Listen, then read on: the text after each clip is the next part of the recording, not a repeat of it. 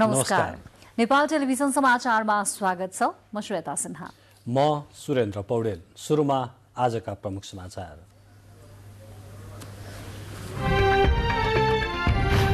एक 170 दलित महिला सदस्यमा उम्मेदवारी नै नपरेको निर्वाचन आयोगको भनाई।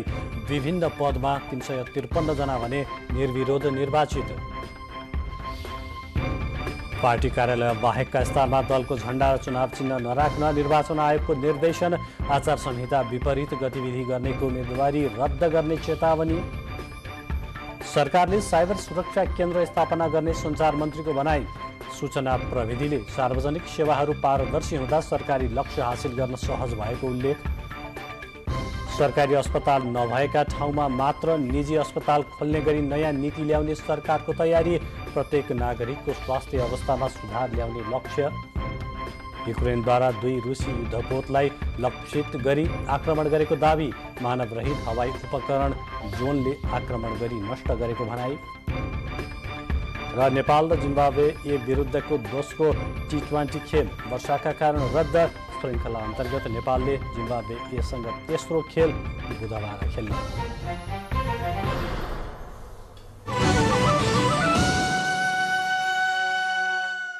नेपालमै अन्तर्राष्ट्रिय गुणस्तरबाट बनेको होङ्सी सिमेन्ट शक्तिको प्रतीक। So you get sensitivity when those nerves deep down in the tooth have come alive and you get that uncomfortable sensation. I always recommend Sensodyne. And I've had people coming back to me saying it's made a difference. It works. सर्वोत्तम super ग्रिपमा छ अन्य फलामे छडभन्दा 60% बढी पकड शक्ति, जसले बन्छ सर्वोत्तम निर्माण, सर्वोत्तम still. What are you doing? Awesome's what I'm doing. Awesome screen. Awesome camera. What are you doing? Huh? Awesome's what we're doing. Water resistant. What are you doing? Ooh. Awesome's what I'm doing. Awesome screen. Awesome camera. Long lasting battery life. Awesome screen. Awesome camera. Long lasting battery life. Awesome screen. Awesome camera. Awesome is for everyone. LG Sangha, yo naya barsa bado harsa.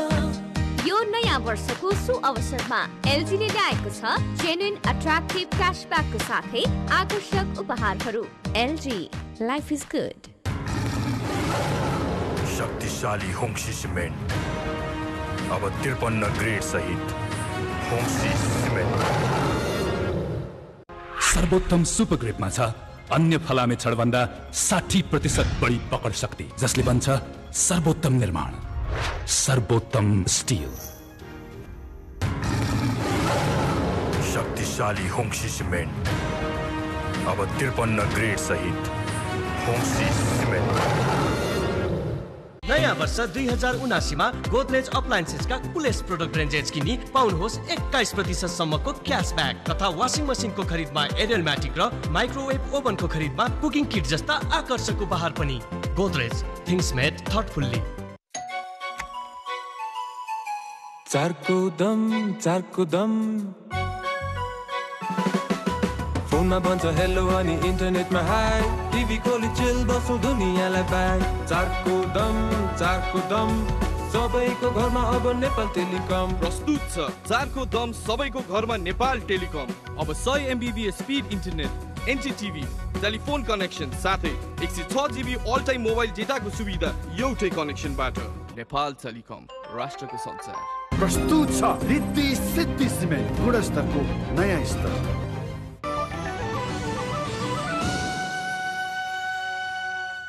समाचार अब विस्तारमा। स्थानीय तह निर्वाचन 2079 अब 11 दिन बाँकी छ। प्रस्तुत छ स्थानीय तह निर्वाचनसँग सम्बन्धित गतिविधिहरू समेटिएको निर्वाचन विशेष।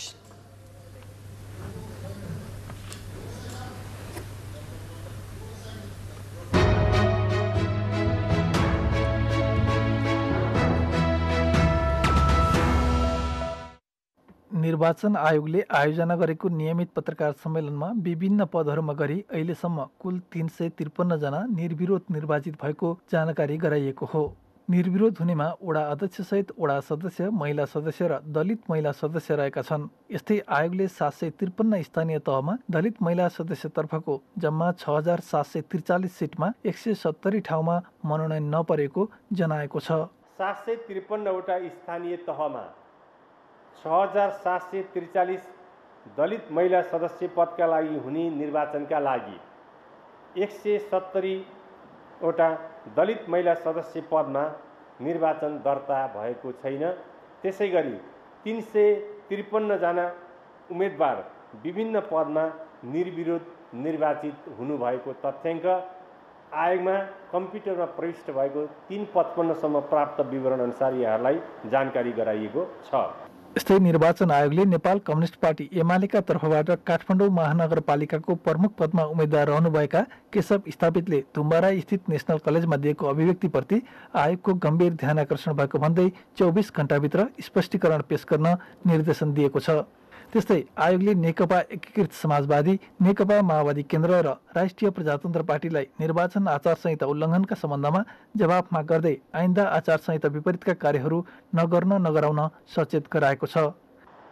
नेपाल कम्युनिस्ट पार्टी एकीकृत मार्क्सवादी लेनिनवादीका तर्फबाट काठमाडौँ महानगरपालिकाको प्रमुख पदमा उम्मेदवार रहनुभएका केशव स्थापितले मिति 79 वैशाख 15 गते धुमबाराही स्थित नेशनल कलेजले आयोजना गरेको छलफल कार्यक्रममा व्यक्त गर्नुभएको अभिव्यक्तिप्रति आयोगको गम्भीर ध्यानाकर्षण भएको छ।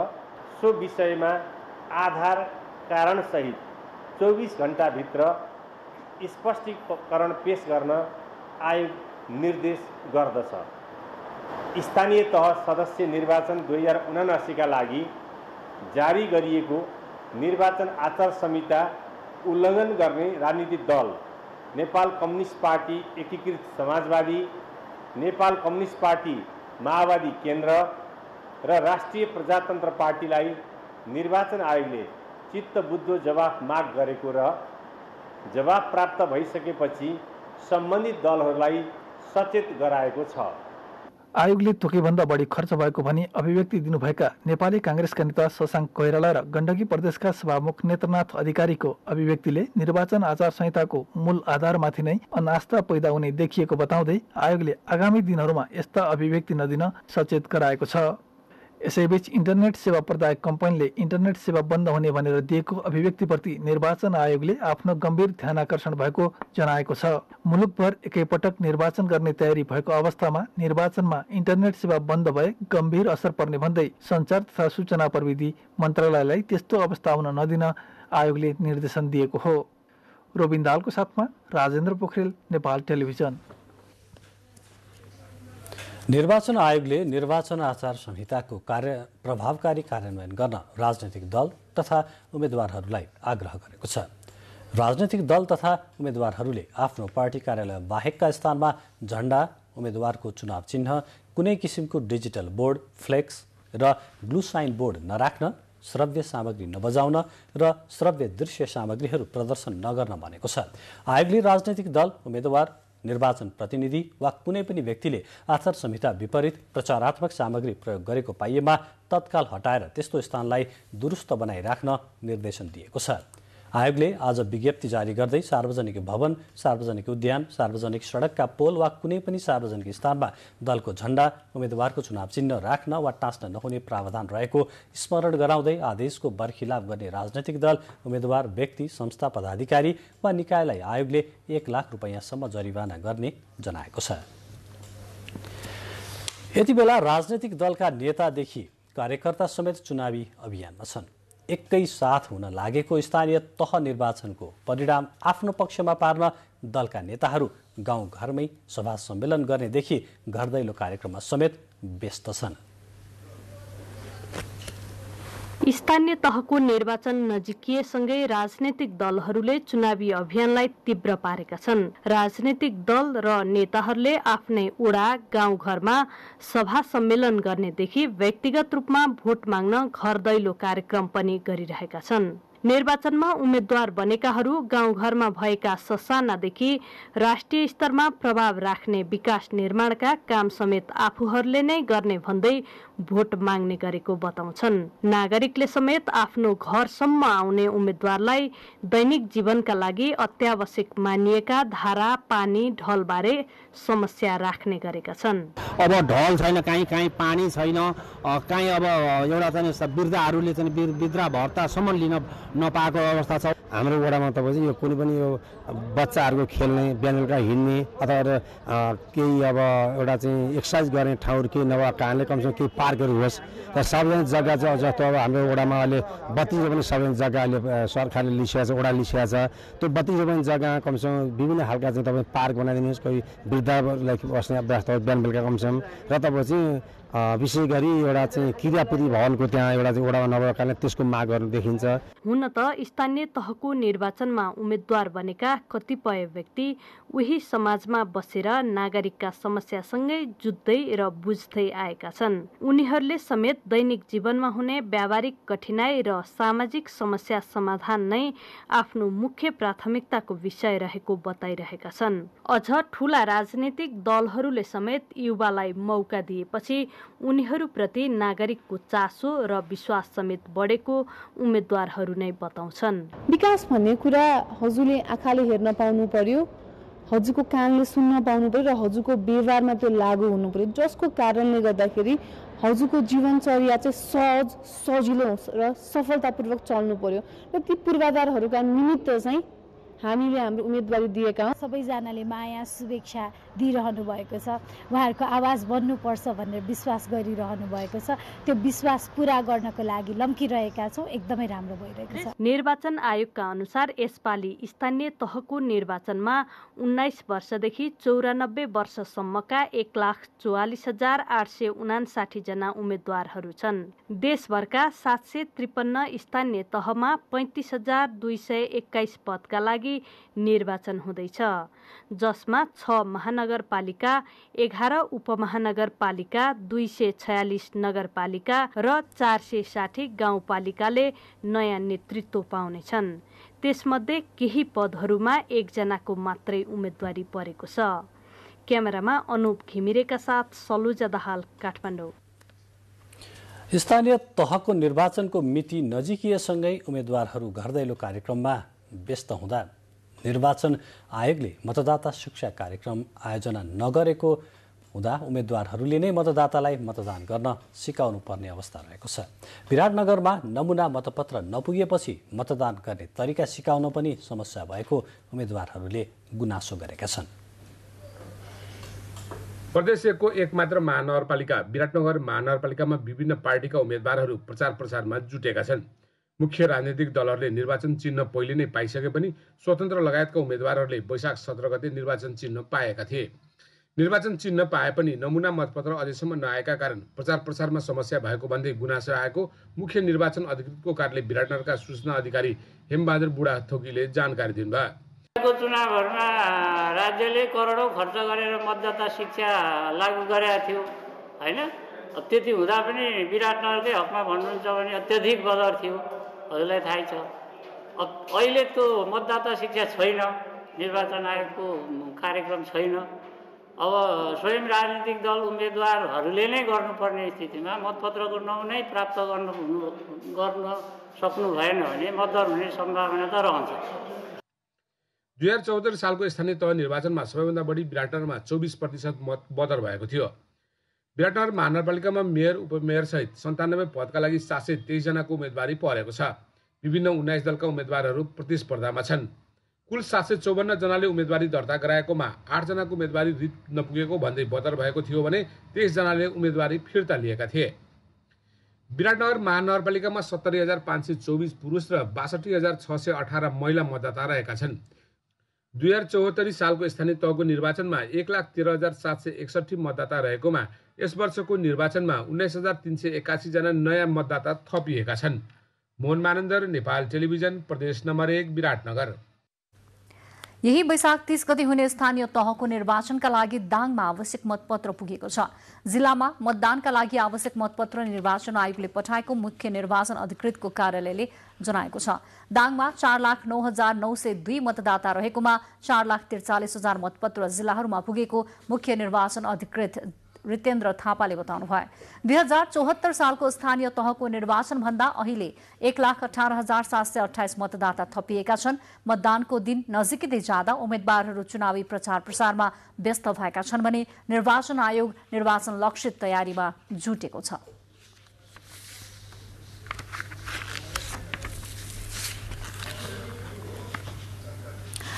विगत 21 वर्षदेखि कञ्चनपुरको पुनर्वासमा शिविरमा बसोबास गर्दै आएका आरक्षक पीडित सुकुम्बासीले यसपटकको स्थानीय चुनावमा कसैलाई पनि मत नदिने बताएका छन्।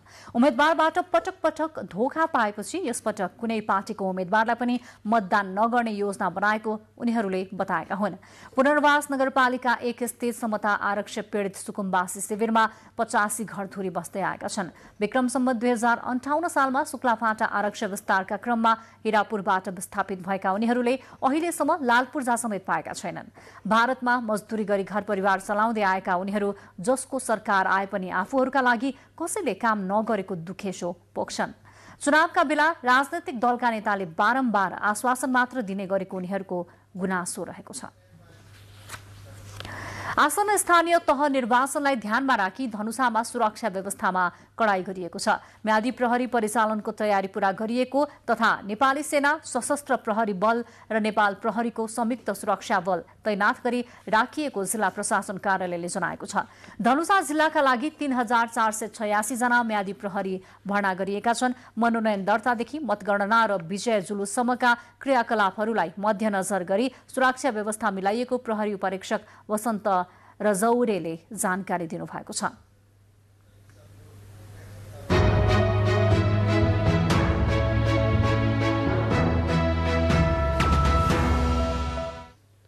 समाचारहरू बाँकी नै छन्, एकैछिन विश्राम। विश्रामपछि स्वागत छ। अब बाँकी समाचार। केन्द्रीय सुरक्षा समितिको बैठकमा निर्वाचन सुरक्षाबारे छलफल भएको छ। गृहमन्त्री बालकृष्ण खाँडको अध्यक्षतामा आज बसेको बैठकमा यही वैशाख 30 गते हुने निर्वाचनको सुरक्षा प्रबन्धका लागि अहिलेसम्म भए गरेका कामको समीक्षा र आगामी योजनाबारे छलफल भएको गृह मन्त्रालयका प्रवक्ता फणीन्द्र बणी पोखरेलले जानकारी दिनुभयो। बैठकमा निर्वाचनको प्रचार प्रसारका क्रममा हुन सक्ने घटनालाई मध्यनजर गर्दै त्यस्ता घटना हुन नदिनका लागि गम्भीरतापूर्वक लाग्नुपर्नेमा जोड दिएको छ। बैठकमा मन्त्री खाँडले अहिलेसम्म निर्वाचन सुरक्षाका लागि भए गरेका काम प्रशंसायोग्य रहेको भन्दै स्थानीय निर्वाचन शान्तिपूर्ण तरिकाले स्वच्छ, निष्पक्ष र भयरहित वातावरणमा सम्पन्न गर्न मिलाउनुपर्ने सुरक्षा प्रबन्धमा कुनै कसर बाँकी नराख्न सुरक्षा निकायका प्रमुखहरूलाई निर्देशन दिनुभएको थियो। सरकारले राष्ट्रिय प्रतिरक्षा विश्वविद्यालय पूर्वाधार निर्माण विकास समिति गठन दोस्रो संशोधन आदेश 2079 स्वीकृत गर्ने निर्णय गरेको छ। त्यसैगरी विभिन्न सेवा समूहका राजपत्राङ्कित द्वितीय श्रेणीका अधिकृतहरूलाई सम्बन्धित सेवा समूहको प्रथम श्रेणीमा बढुवा गरिएको छ। मन्त्री परिषद बैठकले गरेका निर्णयहरूबारे जानकारी दिनुहुँदै सरकारका प्रवक्ता एवं सञ्चार तथा सूचना प्रविधि मन्त्री ज्ञानेन्द्र बहादुर कार्कीले कोष तथा लेखा नियन्त्रक कार्यालय खोटाङका लागि जग्गा प्राप्ति गर्न स्वीकृति दिएको पनि बताउनुभयो।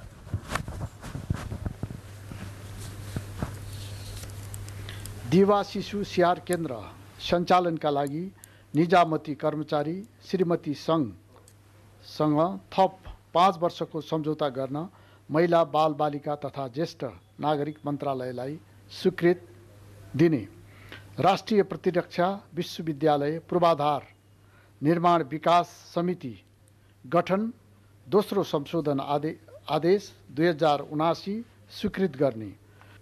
सरकारले प्रहरी महानिरीक्षकमा धीरज प्रताप सिंह र सशस्त्र प्रहरी महानिरीक्षकमा राजु अर्याललाई नियुक्त गरेको पनि मन्त्री कार्कीले त्यसबखत जानकारी दिनुभयो। नवनियुक्त प्रहरी महानिरीक्षक धीरज प्रताप सिंह र सशस्त्र प्रहरी महानिरीक्षक राजु अर्याललाई दर्जानी चिन्ह प्रदान गरिएको छ। गृह मन्त्रालयमा आयोजित कार्यक्रममा गृह सचिव टेक नारायण पाण्डेले प्रहरी प्रमुखहरूलाई दर्जानी चिन्ह प्रदान गर्नुभएको हो। त्यसबखत सचिव पाण्डेले प्रहरी संगठनलाई थप सुदृढ बनाउँदै देशमा शान्ति सुरक्षा कायम राख्न सरकार र प्रहरी संगठनबीच समन्वय गरेर अगाडि बढ्न नवनियुक्त प्रहरी प्रमुखहरूलाई आग्रह गर्नुभयो। गुनासाहरू हामीले बेलाबखत सुनिरहेका छौँ। अख्तियारमा पर्ने उजुरीहरूले पनि त्यो दिशामा सङ्केत गर्छन्। तसर्थ आन्तरिक रूपमा रहेका त्यस्ता विकृति, कमजोरी र विसङ्गतिहरूलाई निमेट्यान्न नपार्दासम्म हामीले प्रहरी संगठनको साख र गरिमा वृद्धि गर्न सक्दैनौँ।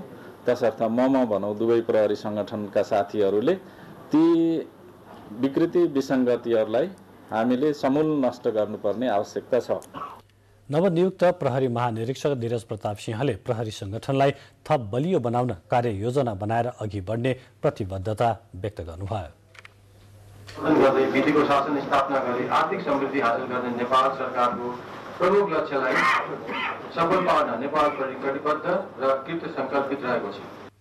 अर्का नवनियुक्त सशस्त्र प्रहरी महानिरीक्षक राजु अर्यालले आर्थिक पारदर्शिता, सीमा सुरक्षा, चोरी तस्करी नियन्त्रण, शान्ति सुरक्षा लगायत क्षेत्रमा रणनीतिक योजना बनाएर काम गर्ने बताउनुभयो। उल्लेखित विषयहरूलाई कार्ययोजनामा उल्लेखित समयसीमाभित्र पूरा गर्न म प्रतिबद्ध रहेको छु। सरकारले हिजो नेपाल प्रहरी प्रमुखमा सिंह र सशस्त्र प्रहरी बलको प्रमुखमा अर्याललाई नियुक्त गर्ने निर्णय गरेको थियो।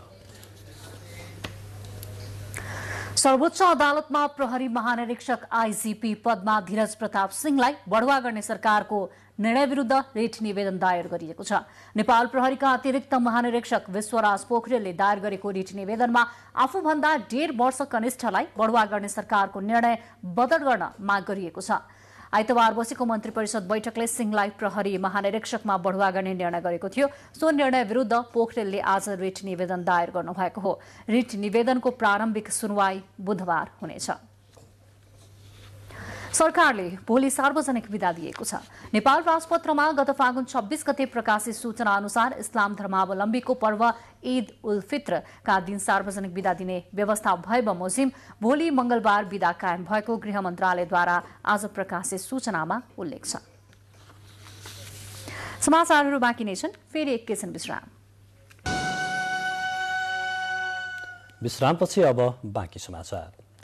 मकवानपुरको मकवानपुर गढी 1 घट्टेपाखा स्थित राष्ट्रिय गौरवको आयोजना काठमाडौँ तराई द्रुत मार्ग निर्माण स्थलमा माटो फाल्ने क्रममा लोडर दुर्घटना हुँदा 3 जना चिनिया कामदारको मृत्यु भएको छ। दुर्घटनामा 1 नेपाली नागरिक तथा 2 चिनिया नागरिक गरी 3 जना घाइते भएको जिल्ला प्रहरी कार्यालय मकवानपुरले जनाएको छ। घाइतेको हेटौँडा अस्पतालमा उपचार भइरहेको तथा मृतकको शरीर हेटौँडा अस्पताल लगिएको मकवानपुरका प्रहरी प्रमुख प्रहरी उपरीक्षक सुरेन्द्र बहादुर गुरुङले जानकारी दिनुभयो। राष्ट्रपति विद्यादेवी भण्डारीले नातिकाजीका सृजना सम्पदाका रूपमा रहेको बताउनु भएको छ। राष्ट्रपति भवनमा आज नातिकाजी स्मृति समाजले आयोजना गरेको कार्यक्रममा नातिकाजीका सृजनामा राष्ट्र, राष्ट्रियता र देशप्रेम ओतप्रोत रहेको राष्ट्रपतिले बताउनुभयो। राष्ट्रपति भण्डारीले नेपाली मौलिकताको संरक्षण र सम्वर्धन गर्नु सबैको कर्तव्य भएको पनि उल्लेख गर्नुभयो। कुनै पनि समाजको सभ्यताको स्तरलाई त्यहाँको कला, साहित्य र सङ्गीतले प्रतिबिम्बित गरेको हुन्छ। यसरी नै स्रष्टाहरूको अथक साधनाबाट सिर्जित मौलिक सृजनाले नै राष्ट्रको पहिचान स्थापित गर्दछ। त्यसैले कलाकारहरू सभ्यताका वाहक हुन् भने उनीहरूले गरेका सृजनाहरू राष्ट्रका अमूल्य निधि र सम्पदा हुन्। कार्यक्रममा राष्ट्रपति भण्डारीले नातिकाजी राष्ट्रिय विशिष्ट स्रष्टा सम्मान 2077 गायन विधाकी नुपुर बनर्जी भट्टाचार्यलाई प्रदान गर्नुभयो। कार्यक्रममा उहाँले विभिन्न विधामा कलाकार, समाजसेवी र पत्रकारहरूलाई पनि पुरस्कार र सम्मान प्रदान गर्नुभयो। सञ्चार तथा सूचना प्रविधि मन्त्री ज्ञानेन्द्र बहादुर कार्कीले साइबर सुरक्षा केन्द्र स्थापना गर्ने बताउनु भएको छ।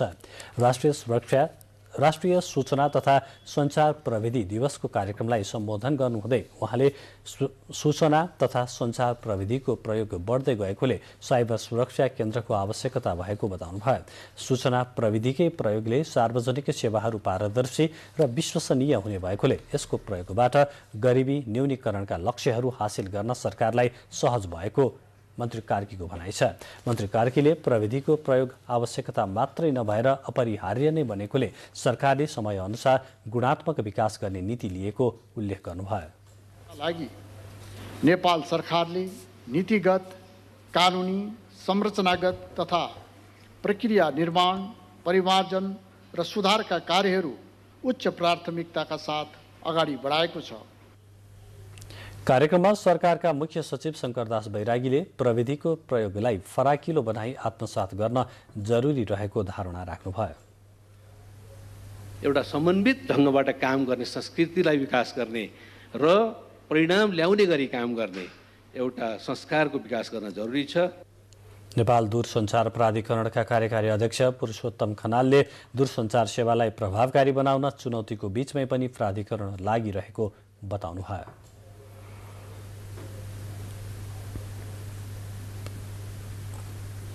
अफिस अटोमेसनलाई म्यान्डेटोरी नगरेसम्म डिस्क्रेसन कायम रहन्छ। यो डिस्क्रेसन कायम रहनु हुँदैन, म्यान्डेटोरी हुनुपर्छ र अफिसले यी सबै कुराहरू अनलाइन एन्टरटेन गर्नुपर्छ।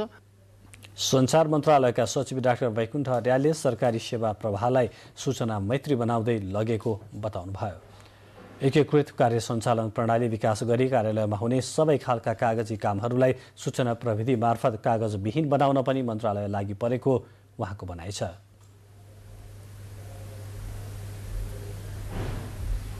लागत प्रभावकारिता कसरी ल्याउने भन्ने हिसाबमा पनि हामीले केही अध्ययनहरू प्रारम्भ गरेका छौँ र त्यो हिसाबले गर्दाखेरि भोलिका दिनमा हामी सबै नेपालीले सूचना प्रविधिको माध्यमबाट सेवा दिने र लिने कार्यहरू गर्न सकुन् भन्ने हिसाबले अगाडि बढेका छौँ। कार्यक्रममा सूचना प्रविधिको प्रयोगसँगै विकृति नियन्त्रणमा पनि ध्यान दिनुपर्नेमा जोड दिएको थियो। सञ्चार तथा सूचना प्रविधि मन्त्रालयका सचिव डाक्टर वैकुण्ठ अर्यालले आफ्नो कार्यालयको 90% कार्य डिजिटल प्रणालीबाट गर्न थालिएको बताउनु भएको छ। प्रविधि पत्रकार मञ्चद्वारा प्रकाशित प्रविधि नामक कृति विमोचन गर्ने क्रममा उहाँले सूचना प्रविधिको विकास छिटो हुने र दैनिक जीवनमा सहजता ल्याउने हुँदा सरकारी कार्य प्रणालीलाई सूचना प्रविधिसँग जोड्ने प्रयास भइरहेको बताउनुभयो। डिजिटलको लिडरशिपका कुराहरू छैन। 5औं राष्ट्रिय सूचना तथा सञ्चार दिवसको अवसरमा मञ्चले देशलाई डिजिटलमय बनाउन भइरहेका नीतिगत कार्य तथा कार्यक्रमहरूको बारेमा अन्तर्क्रिया गरेको हो। प्रयासले हुने सम्भावना चाहिँ छैन।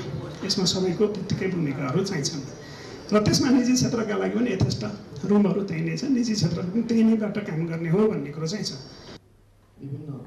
हुम्लाको सदरमुकाम सिमकोटमा रहेको दूरसञ्चार सम्बन्धी टावरले काम गर्न छोडेपछि निर्वाचन कार्यालयका अधिकारीहरूलाई निर्वाचन सम्बन्धी जानकारी आयोगमा गराउन पनि समस्या भएको छ। खारपुनाथ निर्वाचन कार्यालयबाट निर्वाचन सम्बन्धी तथ्याङ्क निर्वाचन आयोगमा टिपाउन 1 घण्टा पैदल हिँडेर इन्टरनेटको सुविधा भएको ठाउँमा पुग्नु परेको कार्यालयका कर्मचारीहरूले बताएका छन्। हुम्लामा 2 दिनदेखि नेपाल टेलिकमको इन्टरनेट सेवा अवरुद्ध भएको छ। निर्वाचन अधिकृतको कार्यालय खारपुनाथमा टेलिफोन र इन्टरनेटको सुविधा नहुँदा समस्या भएको निर्वाचन अधिकृत कमल कुमार आचार्यले जानकारी दिनुभएको छ। सरकारी अस्पताल नभएका ठाउँमा मात्र निजी अस्पताल खोल्ने गरी सरकारले नयाँ नीति ल्याउने भएको छ। स्वास्थ्य तथा जनसङ्ख्या मन्त्रालयले तयार पार्न लागेको नेपाल स्वास्थ्य क्षेत्र रणनीति योजना 2022देखि 2030मा सरकारी अस्पताल नभएका ठाउँमा निजी अस्पताल खोल्न प्राथमिकता दिने उल्लेख गरिएको छ। मन्त्रालयका नीति तथा योजना महाशाखा प्रमुख डाक्टर कृष्णप्रसाद पौडेलका अनुसार सरकारी अस्पताल नभएका ठाउँमा निजी अस्पताल खोल्न दिने गरी मस्यौदा तयारी थालिएको हो। सरकारी अस्पताल नभएको ठाउँमा निजी अस्पताल खुल्दा कर छुट तथा सहुलियत समेत दिइनेछ। मन्त्रालयले प्रत्येक नागरिकको स्वास्थ्य अवस्थामा सुधार हुने लक्ष्य सहित रणनीति तयार गर्दैछ। आगामी साउनदेखि लागू हुने गरी मस्यौदा बनाउन थालिएको मन्त्रालयले जनाएको छ। देशभर पछिल्लो 24 घण्टामा थप 9 जनामा कोरोना संक्रमण पुष्टि भएको छ। सो अवधिमा 4255 जनाको नमुना परीक्षण गरिएको थियो। 3333 जनाले पीसीआर र 922 जनाको एन्टिजेन विधिबाट परीक्षण गरिएको स्वास्थ्य तथा जनसङ्ख्या मन्त्रालयले जनाएको छ। सो अवधिमा 18 जना भाइरसबाट संक्रमण मुक्त भएका छन्। कोभिड विरुद्धको खोप लगाउनेको संख्या पछिल्लो 24 घण्टामा 16010 रहेको छ। हाल सक्रिय संक्रमितको संख्या 211 रहेको छ। अहिले तपाईँ नेपाल टेलिभिजनको राति 8 बजेको समाचारका साथमा हुनुहुन्छ। समाचार बुलेटिनमा प्रमुख समाचार पुनः एकपटक।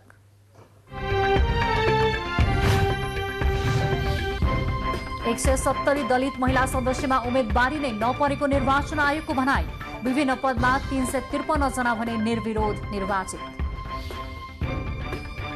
पार्टी कार्यालय बाहेकका स्थानमा दलको झण्डा र चुनाव चिन्ह नराख्न निर्वाचन आयोगको निर्देशन। आचार संहिता विपरीत गतिविधि गर्नेको उम्मेदवारी रद्द गर्ने चेतावनी। सरकारले साइबर सुरक्षा केन्द्र स्थापना गर्ने सञ्चार मन्त्रीको भनाई। सूचना प्रविधिले सार्वजनिक सेवाहरू पारदर्शी हुँदा सरकारी लक्ष्य हासिल गर्न सहज भएको उल्लेख।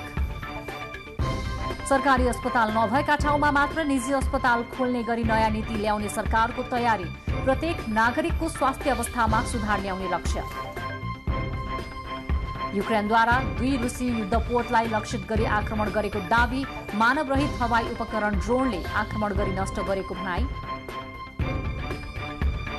र नेपाल र जिम्बाब्वे विरुद्धको दोस्रो T20 खेल वर्षाका कारण रद्द। श्रृङ्खला अन्तर्गत नेपालले जिम्बाब्वे सँग तेस्रो खेल बुधबार खेल्यो। चिसो हावापानीमा उत्पादन हुने जैतुन धादिङका उच्च पहाडी भेगमा उत्पादन कम हुन थालेको छ। गत वर्ष केही फल लागेको भए पनि यस वर्ष अधिकांश बोटमा फल नलागेको किसानहरूले बताएका छन्।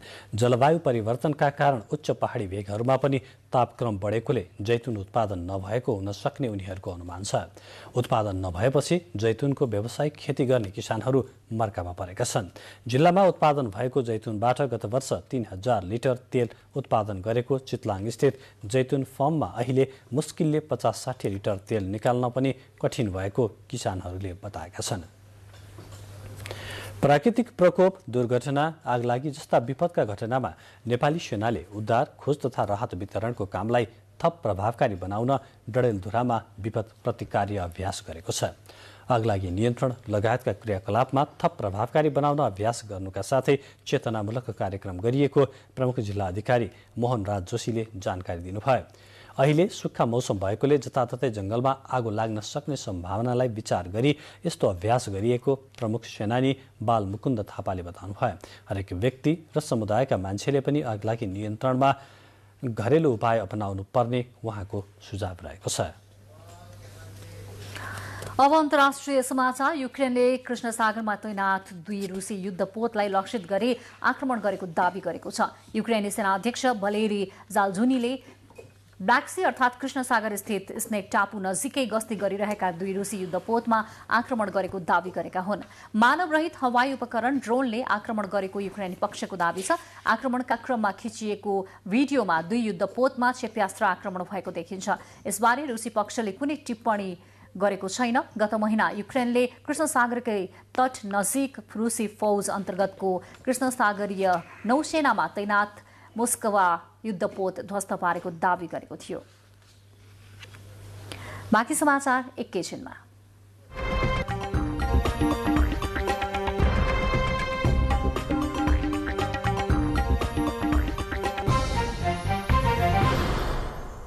अब आर्थिक समाचार।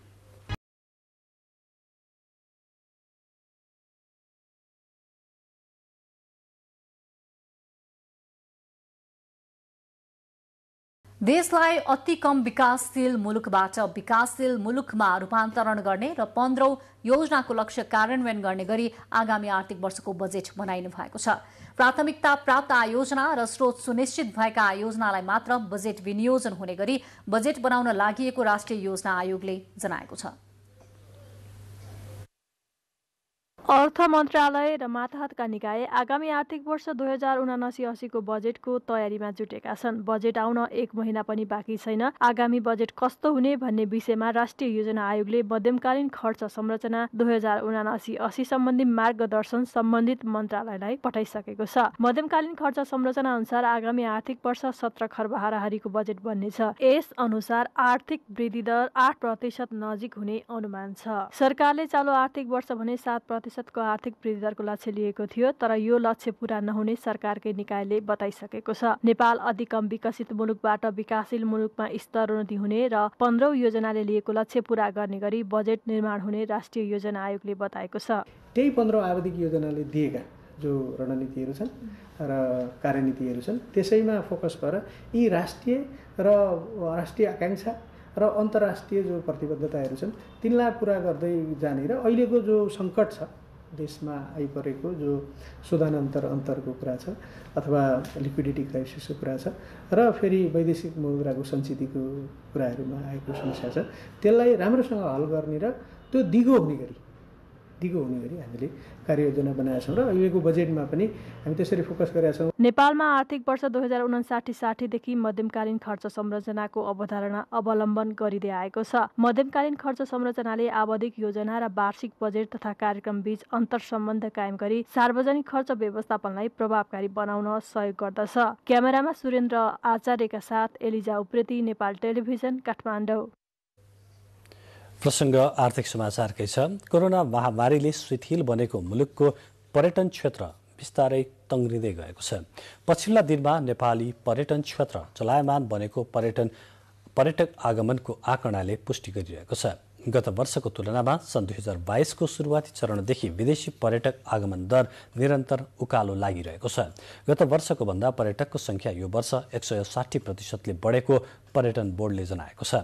अप्रिल महिनामा पनि 35,871 जना पर्यटक नेपाल भित्रिएको पर्यटन बोर्डको तथ्याङ्क छ। कोरोनाको प्रभावले गत वर्षको यही अवधिमा नेपाल आउने पर्यटकको संख्या 1,468 मात्र रहेको थियो। कोरोना महामारी हुनु अघि सन् 2019 को अप्रिल महिनामा भने नेपाल आउने पर्यटकको संख्या 1,09,379 जना रहेको थियो। अप्रिल महिनामा नेपालबाट 52,663 जना पर्यटक बाहिरिएका छन्।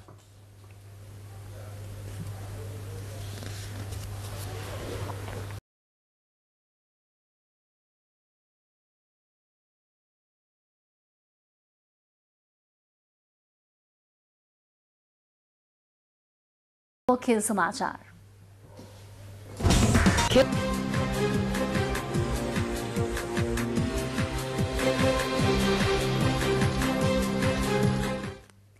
नेपाल र पाहुना टोली जिम्बाब्वे विरुद्धको आजको दोस्रो T20 खेल वर्षाका कारण रद्द भएको छ। वर्षाले खेल रोकिनु अघि ब्याटिङ गरिरहेको जिम्बाब्वे एले 4 ओभर 3 बलमा 2 विकेट गुमाएर 48 रन बनाएको थियो। वर्षाले गर्दा रोकिएको खेललाई 18 ओभरमा झारेर दिउँसो 2:30 बजेबाट पुनः खेलाउन लागिएको थियो, तर निरन्तर पानी परिरहेपछि खेल रद्द गरियो। श्रृङ्खला अन्तर्गत नेपालले पाहुना टोलीसँगको तेस्रो खेल बुधबार खेल्नेछ। हिजो भएको पहिलो खेलमा जिम्बाब्वे विजयी भएको थियो। आइसिसी पुरुष क्रिकेट विश्वकप लिग 2 अन्तर्गत अमेरिकामा हुने त्रिकोणात्मक 1 दिवसीय श्रृङ्खलाको तयारी स्वरूप नेपालले जिम्बाब्वे सँग आफ्नै मैदानमा श्रृङ्खला खेलिरहेको हो। T20 श्रृङ्खलापछि नेपालले 3 खेलको 1 दिवसीय श्रृङ्खला खेल्ने कार्यक्रम छ।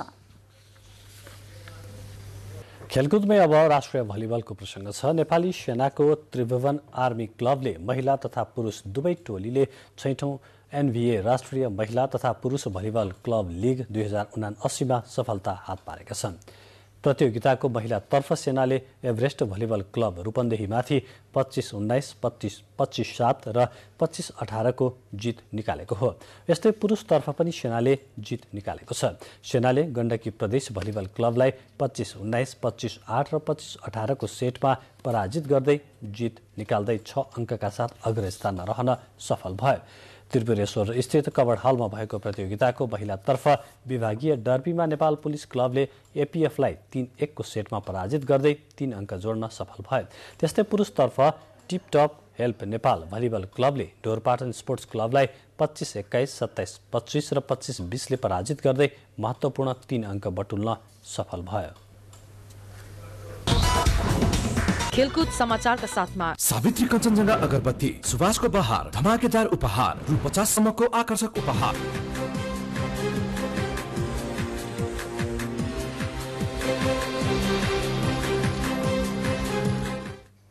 खेलकुद समाचारपछि अब मौसम सम्बन्धी जानकारी छ। प्रदेश 1, मध्य प्रदेश, बागमती, गण्डकी र लुम्बिनी प्रदेशका पहाडी भूभागहरूमा आज राति आंशिकदेखि सामान्य बदली रही देशका बाँकी भूभागमा आंशिक बदली रहनेछ। प्रदेश 1, मध्य प्रदेशका केही तथा बाँकी प्रदेशका थोरै स्थानहरूमा मेघ गर्जन र चट्याङसहित हल्कादेखि मध्यम वर्षाको सम्भावना रहेको मौसम पूर्वानुमान महाशाखाले जनाएको छ। काठमाडौँमा आज राति न्यूनतम तापक्रम 16 र 18 डिग्री सेल्सियस तथा भोलि दिउँसो अधिकतम तापक्रम 27 र 29 डिग्री सेल्सियस बीच रहने अनुमान गरिएको छ। अब मौसम सम्बन्धी थप विवरण।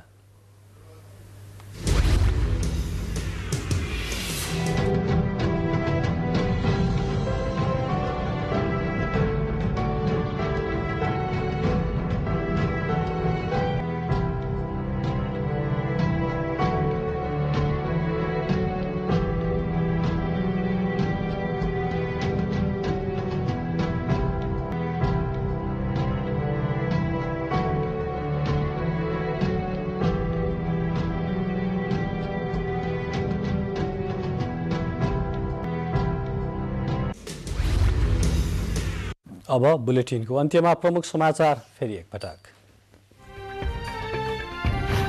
170 दलित महिला सदस्यमा उम्मेदवारी नै नपरेको निर्वाचन आयोगको भनाई। विभिन्न पदमा 353 जना भने निर्विरोध निर्वाचित। पार्टी कार्यालय बाहेकका स्थानमा दलको झण्डा र चुनाव चिन्ह नराख्न निर्वाचन आयोगको निर्देशन। आचार संहिता विपरीत गतिविधि गर्नेको उम्मेदवारी रद्द गर्ने चेतावनी। सरकारले साइबर सुरक्षा केन्द्र स्थापना गर्ने सञ्चार मन्त्रीको भनाई। सूचना प्रविधिले सार्वजनिक सेवाहरू पारदर्शी हुँदा सरकारी लक्ष्य हासिल गर्न सहज भएको उल्लेख। सरकारी अस्पताल नभएका ठाउँमा मात्र निजी अस्पताल खोल्ने गरी नयाँ नीति ल्याउने सरकारको तयारी। प्रत्येक नागरिकको स्वास्थ्य अवस्थामा सुधार ल्याउने लक्ष्य। युक्रेनद्वारा 2 रुसी युद्धपोतलाई लक्षित गरी आक्रमण गरेको दावी। मानवरहित हवाई उपकरण ड्रोनले आक्रमण गरी नष्ट गरेको भनाई। र नेपाल र जिम्बाब्वे विरुद्धको दोस्रो T20 खेल वर्षाका कारण रद्द। श्रृङ्खला अन्तर्गत नेपालले जिम्बाब्वेसँग तेस्रो खेल बुधबार खेल्ने। हवस् त समाचारको सिलसिला अहिलेलाई यति नै। हामी बिदा चाहन्छौँ। नमस्कार।